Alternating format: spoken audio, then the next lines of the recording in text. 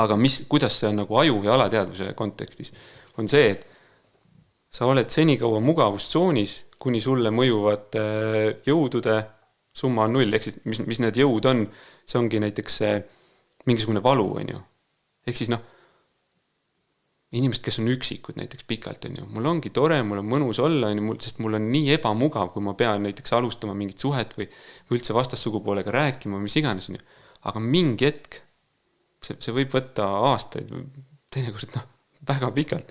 Ja mingi hetk, kui see üksinduse valu läheb suuremaks, siis see drive'ib sind tegema seda tegelikult, et sealt mugavustsoonist välja minna. Et see ongi selline hästi, hästi nagu huvitav asi, et me tegelikult ju nagu see default mode on ju, või nii-öelda vaikimise olek on ju see, et me tahame olla selles mugavustsoonis, aju tahab seal olla, mitte et ta tahaks meid kuidagi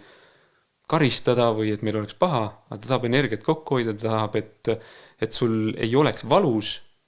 ja kui sul on nagu piisavalt okei olla, see tegelikult ei nihku kuhugi poole, sa panedki järjest teed seda sama, mis sa oled teinud.